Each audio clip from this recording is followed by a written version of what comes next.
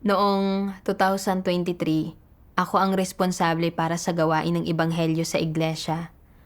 Ngunit pagkaraan ng ilang panahon, tinanggal ako dahil sa aking mahinang kapabilidad sa gawain at kawalan ng kakayahang gampanan ang mga tungkulin ng isang lider ng pangkat. Isinaayos ng mga lider na ipangaral ko ang ebanghelyo batay sa aking kakayahan. Naisip ko, bagamat kaya ko pa ring ipangaral ang ebanghelyo, ang aking kakayahan ay karaniwan lamang at hindi ako makagaganap ng mahalagang papel sa pangkat. Kung gagampanan ko ang tungkuling ito at wala pa ring resulta, maaaring manganib akong mawalan ng tungkulin at matiwalag. Kaya, nagsumikap ako ng walang kapaguran upang ipangaral ang ebanghelyo, umaasang makamit ang mas maraming tao.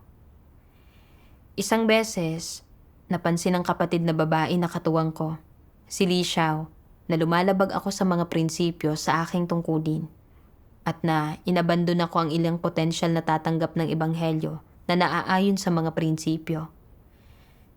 Hindi mapakali ang kalooban ko. Iniisip ko, nagsasanay na ako ng napakatagal pero nakagawa pa rin ako ng ganito kalaking paglihis.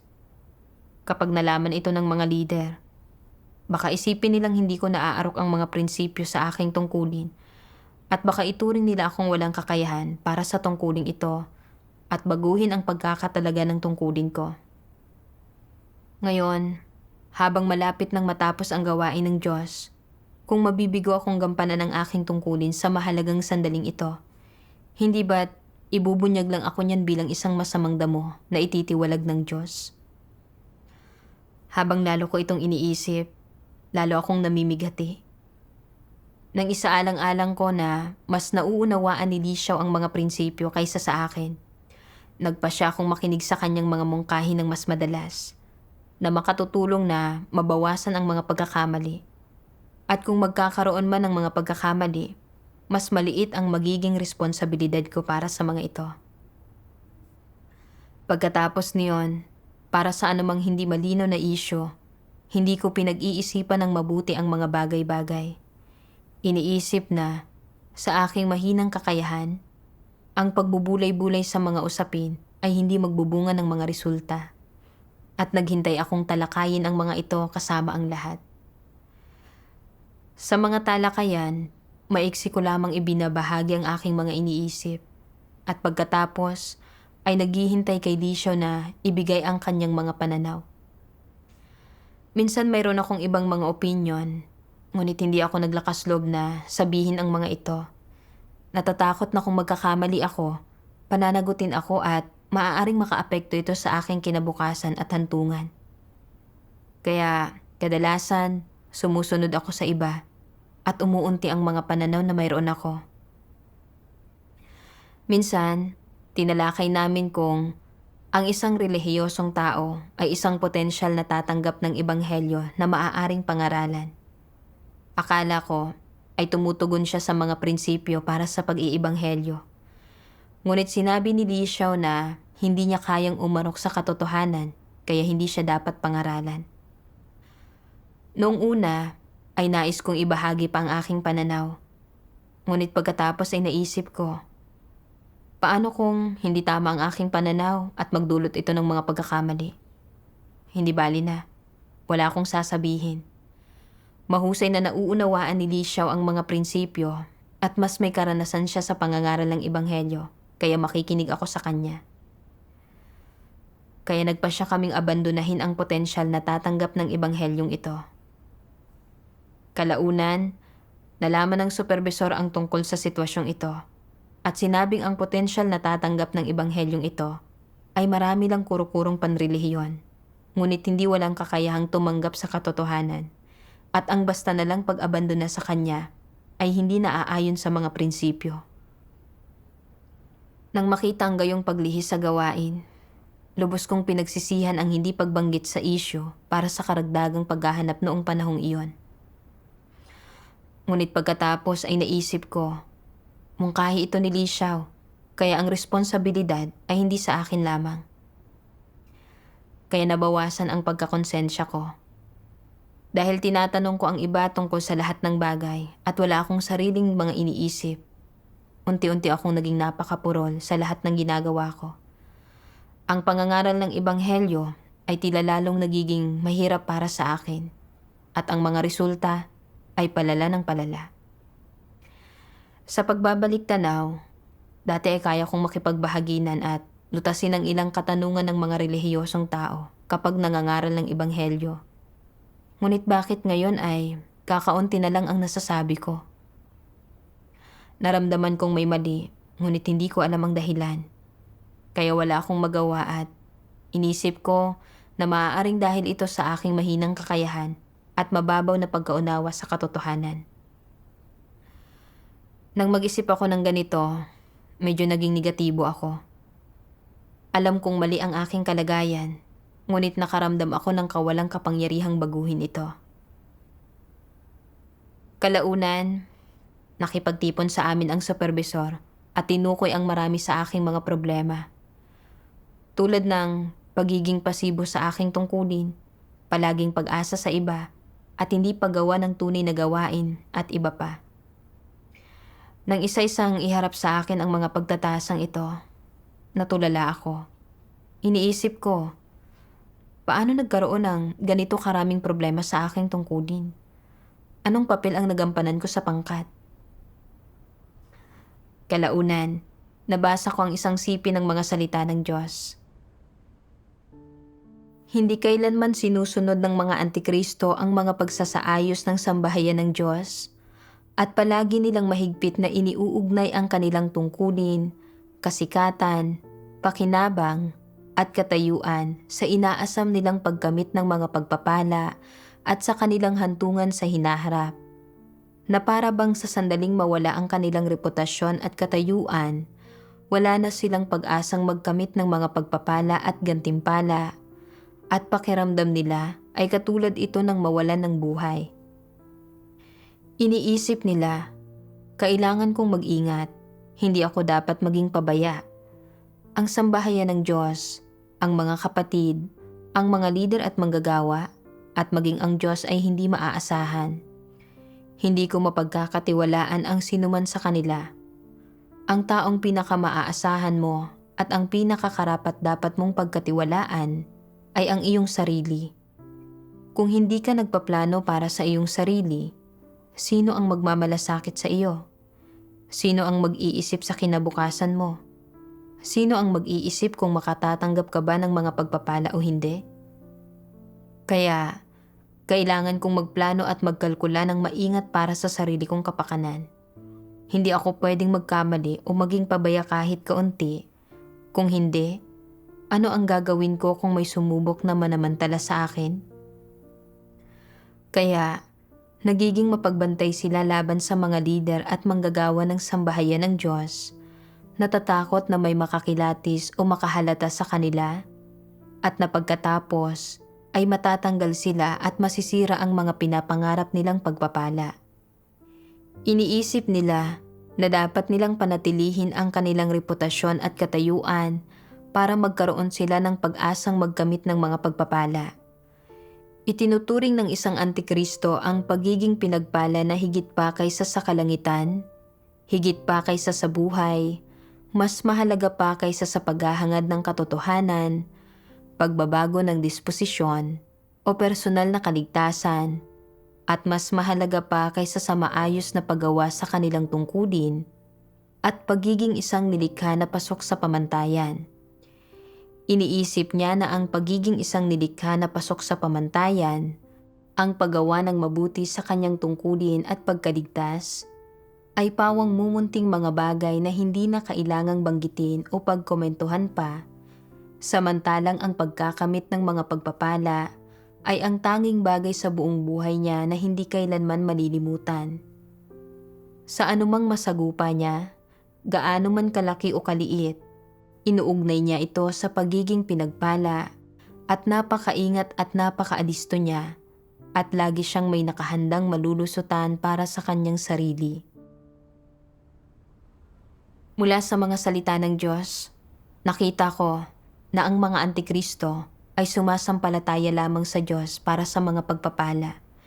Itinuturing ang paghahangad ng mga pagpapala bilang ang kanilang pinakamahalagang bagay sa pag-iral, at na sila ay puno ng paghihinala at pagiging mapagbantay laban sa sambahayan ng Diyos at mga kapatid. Natatakot na kung gagawa sila ng masama, magdudulot ng mga panggugulo at malalantad, sila ay tatanggalin at ititiwalag at mawawala ang kanilang magandang kinabukasan at hantungan. Nakita ko na ang aking paghahangad at mga pananaw ay kapareho ng sa isang antikristo. Mula pa noong tinanggal ako bilang leader ng pangkat, natakot ako na kung ang aking pag-iibanghelyo ay hindi magbubunga ng magagandang resulta, muling babaguhin ang pagkakatalaga ng tungkulin ko at na mawawalan ako ng tungkuling gagampanan. Kaya nilayon kong mapabuti ang pagiging epektibo ng aking tungkulin upang mapanatili ang aking tungkulin at matiyak ang isang magandang kinabukasan at hantungan. Napansin ng sister na katuwang ko ang mga paglihis sa aking gawain. Ngunit hindi ko agad natagpuan ang sanhi at naitama ang mga ito. Sa halip, natakot akong malaman ito ng mga lider. Ituring akong hindi sapat at baguhin ang pagkakatalaga ng tungkulin ko. Kaya sinubukan kong pagtakpan ang aking mga pagkukulang. Ginagamit ang aking kawalan ng pagkaunawa sa mga prinsipyo bilang panangga. At hindi ako naghanap tungkol sa mga isyong hindi malinaw sa akin, ni hindi ko ipinahayag ang magkakaibang mga opinyon. Umasa lang ako sa sister na katuwang ko. Naniniwalang kahit magkaroon ng mga pagkakamali, mas maliit ang magiging responsibilidad ko at hindi babaguhin ang pagkakatalaga ng tungkulin ko. Ang pagganap sa mga tungkulin ay orihinal na nangangailangan ng magkakasundong pakikipagtulungan at para mapunan namin ang isa't isa gamit ang aming mga kalakasan. Ngunit nakatuon lang ako sa pagprotekta sa aking sarili at hindi ko man lang isinaalang-alang ang gawain ng iglesia. Hindi ko man lang natupad ang aking mga responsibilidad. Talagang naging makasarili, kasuklam-suklam, tuso, at mapandin lang ako. Sa pagbabalik tanaw kung bakit ako tinanggal noon, sa isang banda, dahil ito sa taglay kong malubhang disposisyon ng isang mapagpalugod ng mga tao at hindi ko pinoprotektahan ang gawain ng iglesia. At sa kabilang banda, dahil ito sa aking mahinang kakayahan at kawalan ng kakayahang pangasiwaan ang gawain ng isang leader ng pangkat. Dapat sana'y hinanap ko ang katotohanan upang lutasin ang aking tiwaling disposisyon ng isang mapagpalugod ng mga tao. At mabilis na sinangkapan ng aking sarili ng katotohanan at mga prinsipyo ng pangangaral ng Ebanghelyo. Magkakaroon ako ng pag-usad sa tungkulin ko kung nagsagawa sana ako sa ganitong paraan. Ngunit hindi ko hinanap ang katotohanan at sinubukang gumamit ng katusuhan upang pagtakpan ang aking mga pagkukulang na hindi lamang nakapinsala sa aking buhay kundi nakaapekto rin sa pagiging epektibo ng aking tungkulin. Ang aking mga gawa ay matagal nang naging dahilan para kasuklaman ako ng Diyos. Ngayon ay namuhay ako sa kadiliman, nawawala ng patnubay ng banal na espiritu. Ito ang pagdating sa akin ng matuwid na disposisyon ng Diyos. At kung hindi ako matatauhan, kasusuklaman at ititiwalag lang ako ng Diyos sa huli.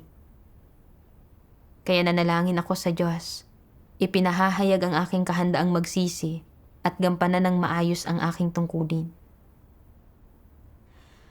Pagkaraan ng ilang panahon, nagbago ang pagkakatalaga ng tungkulin ni Li Xiao at ang gawain sa pangkat ay inako na namin ni Sister Xinyi.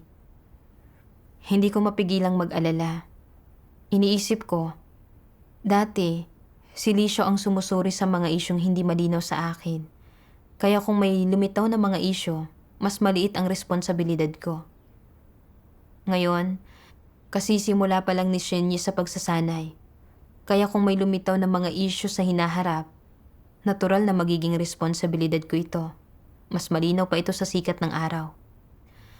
At pagkatapos, ay magiging maliit na bagay ang mapungusan.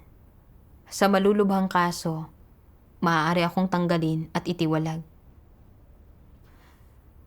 Napagtanto kong mali ang aking kalagayan. Kaya nanalangin ako sa Diyos na maghimagsik laban sa aking sarili.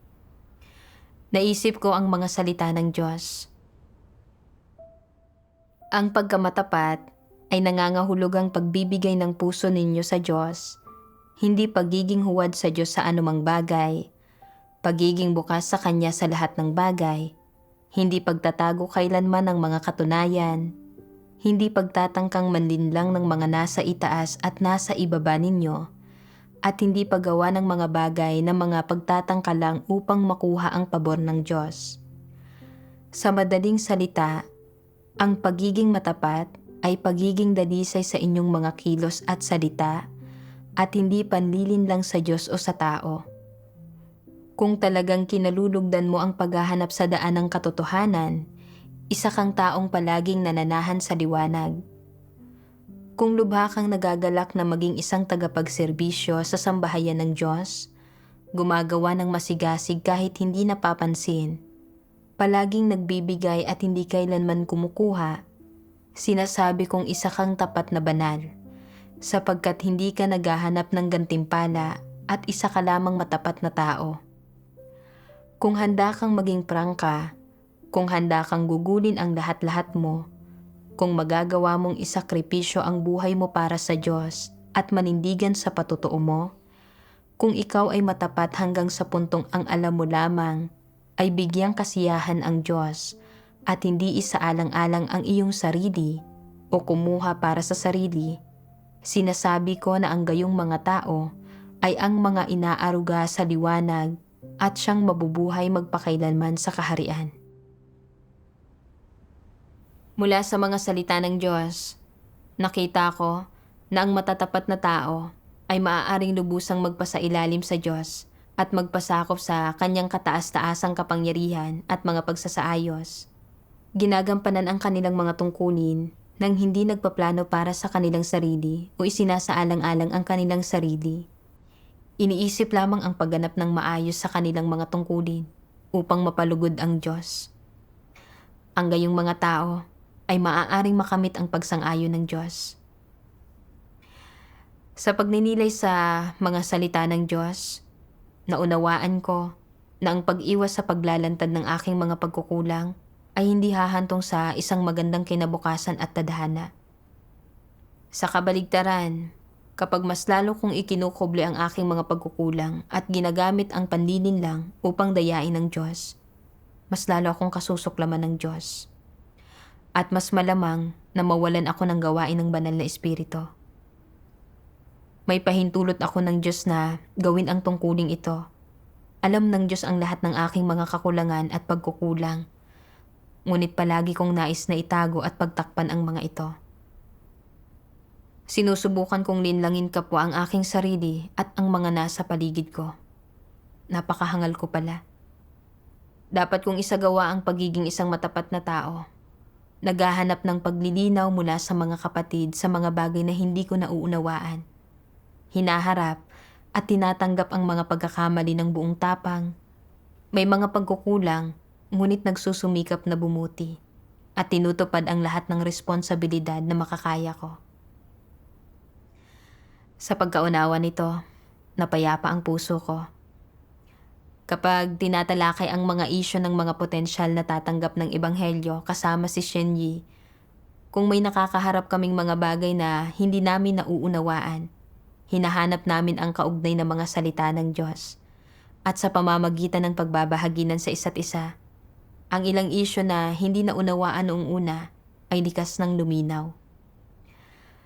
Para sa ilang isyu na hindi namin mailinaw sa pamamagitan ng talakayan, humingi kami ng tulong mula sa mga supervisor at sa pamamagitan ng kanilang pagbabahaginan, lalo kaming naliwanagan.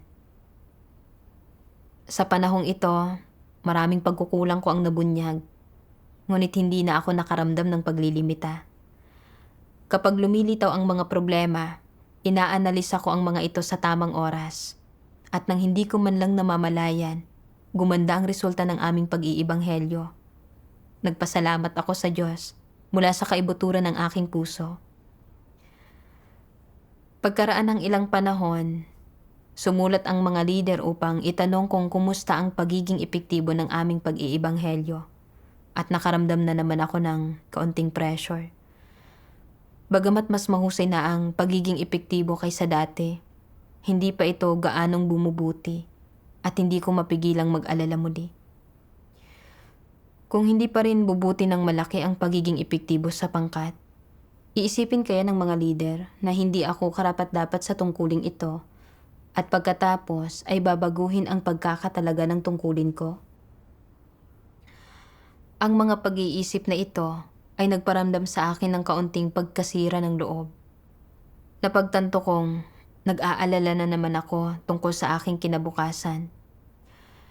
Sa isa sa aking mga devotional, nabasa ko ang isang sipin ng mga salita ng Diyos sa isang video ng patotoong batay sa karanasan na mismong ang kailangan ko. Sabi ng makapangyarihang Diyos, hindi naniniwala ang ilang tao na kayang tratuhin ng patas ng sambahayan ng Diyos ang mga tao. Hindi sila naniniwala na nagahari ang Diyos sa kanyang sambahayan at na nagahari doon ang katotohanan. Naniniwala sila na anumang tungkulin ang ginagampanan ng isang tao, kung magkakaroon ng problema roon, haharapin kaagad ng sambahayan ng Diyos ang taong iyon, tatanggalin ang kanyang karapatang gampanan ang tungkuling iyon, palalayasin siya o paaalisin pa nga siya sa iglesia. Ganoon ba talaga iyon?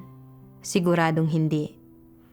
Pinakikitunguhan ng sambahayan ng Diyos ang bawat tao ayon sa mga katotohanang prinsipyo.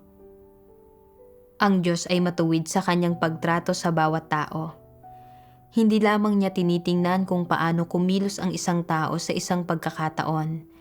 Tinitingnan niya ang kalikasang diwa ng isang tao, ang kanyang mga intensyon, ang kanyang pag-uugali, at tinitingnan niya lalo na kung kaya ba ng isang tao na pagnilayan ang sarili nito kapag nagkakamali ito, kung nagsisisi ba ito, at kung kaya ba nitong matarok ang diwa ng problema batay sa kanyang mga salita, maunawaan ang katotohanan, kamuhian ang sarili nito, at tunay na magsisi. Kung walang ganitong tamang pag-uugali ang isang tao, at ganap na siyang nahaluan ng mga personal na layunin, kung puno siya ng mga tusong pakana at pagbubunyag ng mga tiwaling disposisyon, at kapag may mga dumating na problema, siya ay nagkukunwari, nanlilinlang, at nangangatwiran, at mahigpit na tumatangging akuin ang kanyang mga ginawa.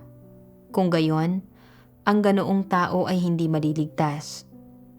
Hindi talaga niya tinatanggap ang katotohanan at ganap na siyang nabunyag.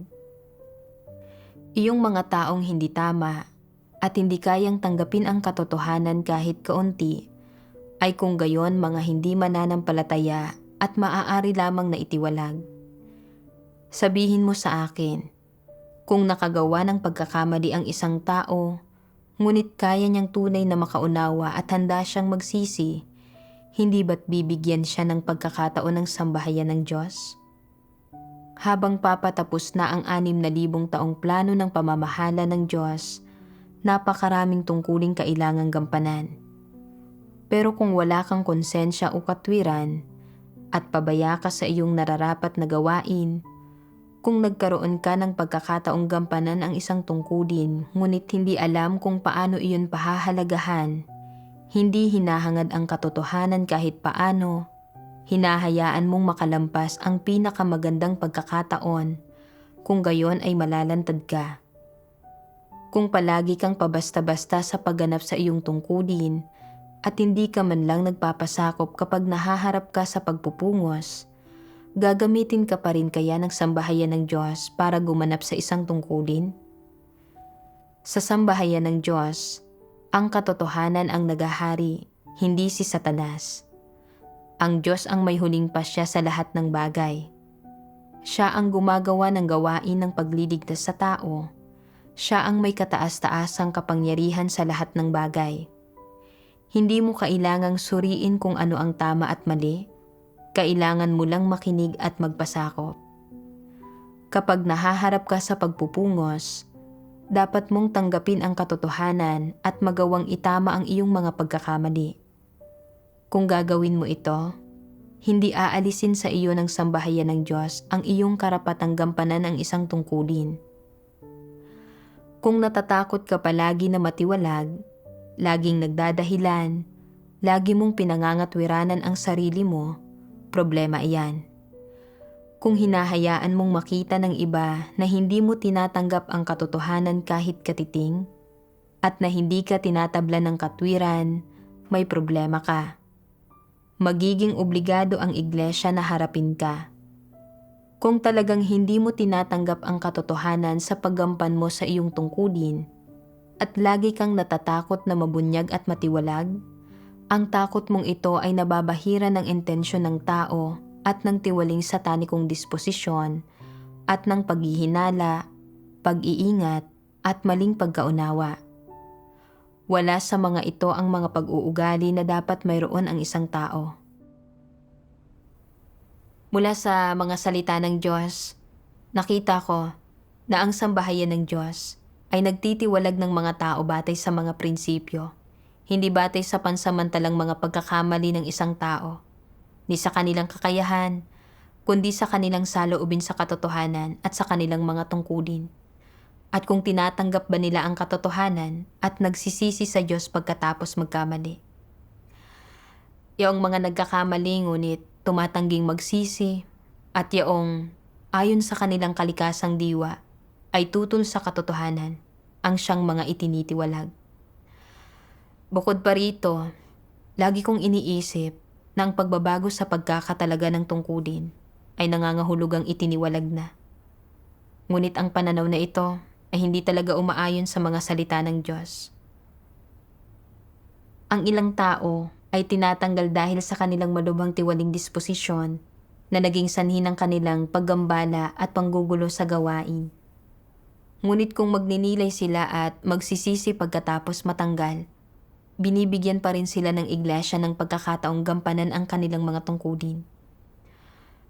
Kung nabago ang pagkakatalaga ng tungkulin ng isang tao, dahil mahina ang kanyang kakayahan at hindi niya kayang pangasiwaan ang kanyang gawain, ang iglesia ay mag-aayos ng mga angkop na tungkulin batay sa kanilang kakayahan at mga kalakasan, nakapakipakinabang kapwa sa gawain ng iglesia at sa buhay pagpasok ng individual.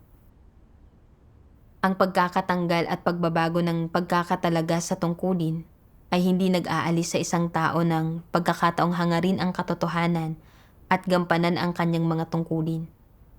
Lalong hindi ito nangangahulugan ng pagiging natiwalag na.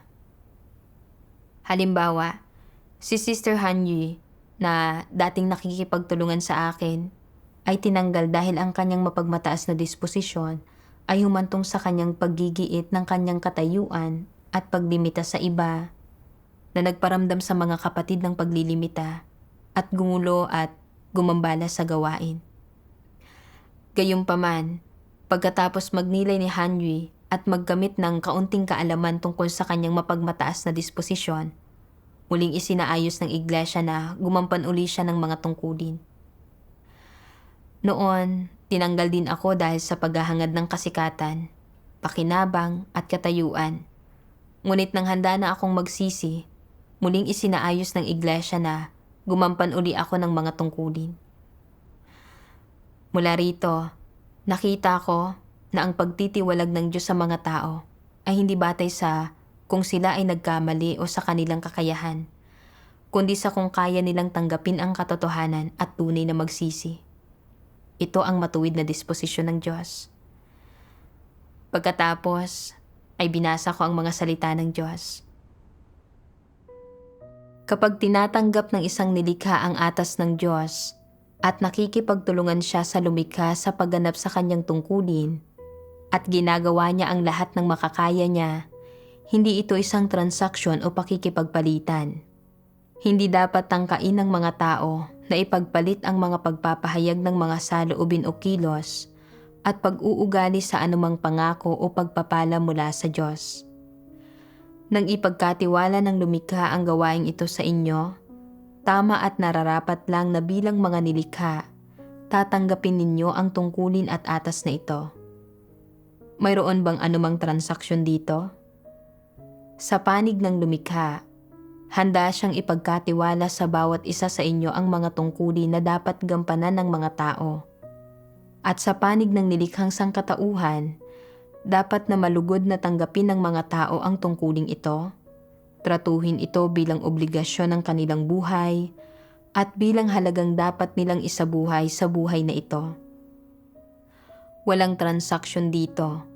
Hindi ito pakikipagpalitan na may katumbas na halaga, at lalong hindi kinasasangkutan ng anumang gantimpala o ibang pahayag na iniisip ng mga tao. Hindi ito isang kalakalan. Hindi ito tungkol sa pakikipagpalitan sa halagang ibinabayad ng mga tao o sa pagsisikap na ibinibigay nila kapag ginagampanan ang kanilang tungkulin para sa ibang bagay. Hindi iyon kailanman sinabi ng Diyos, at hindi dapat ganito ang pagkaunawa ng mga tao rito. Kahit mahina ang kakayahan ko, mayroon akong tapat na puso. Ang mga salitang ito ay napakatotoo pakinggan, at sinasabi ng mga ito ang isang hinihingi ng Diyos sa mga tao. Anong hinihingi? Na kung kulang sa kakayahan ang mga tao, hindi pa naman ito ang katapusan ng mundo. Pero dapat silang magtaglay ng tapat na puso, at kung mayroon sila noon, makatatanggap sila ng pagsang-ayon ng Diyos.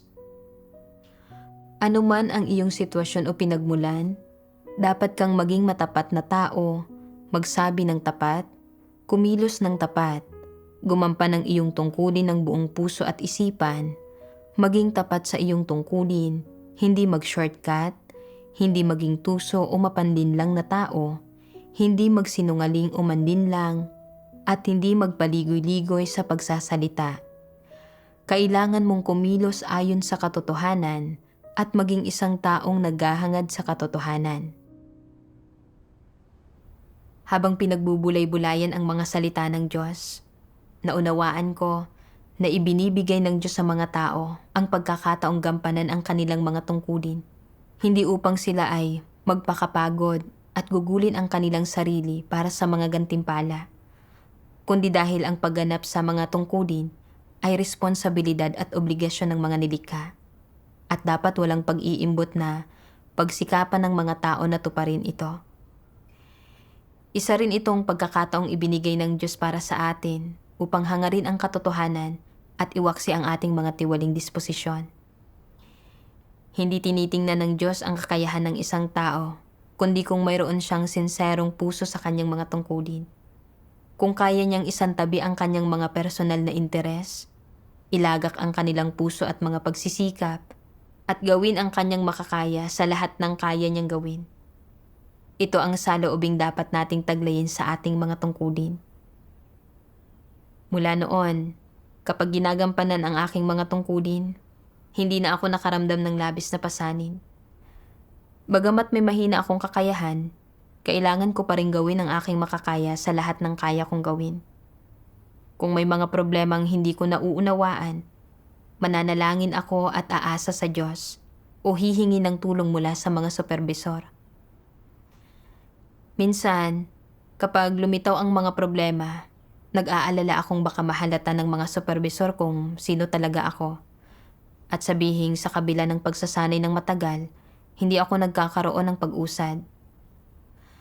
Ngunit nang maisip ko kung paano sinisiyasat ng Diyos ang lahat ng bagay, napagtanto kong alam ng Diyos ang aking mga pagkukulang at walang kabuluhan ang pagtatago sa mga ito. May mga angkop na pagsasaayos ang Diyos para sa kung saan ako nararapat na gumampan ng mga tungkulin ko batay sa aking tayog at kakayahan. Hindi ito mga bagay na dapat kong alalahanin o ikabahala. Dapat akong maging isang matapat na tao, isantabi ang aking mga interes, at tumuon sa kung paano gagampanan ng maayos ang aking mga kasalukuyang tungkulin. Kung ibibigay ko ang lahat ng aking makakaya at hindi ko pa rin kayang pangasiwa ng tungkuling ito, magpapasakop ako sa mga pamamatnugot at pagsasaayos ng Diyos kahit na matalaga ako sa ibang mga tungkulin. Nang nasa isip ito, hayagan akong humingi ng patnubay mula sa mga supervisor tungkol sa mga issue. At pagkatapos ipaalam ng mga supervisor ang ilang problema, Sinuri ko ang mga pagdihis na ito at agad na itinama ang mga ito. Pagkatapos magsagawa ng ganito sa loob ng ilang panahon, ang resulta ng aming pag-iibanghelyo ay bumuti ng malaki kumpara sa dati. Nagpapasalamat ako sa Diyos sa aking puso. Ang resultang ito ay pawang dahil sa patnubay ng Diyos.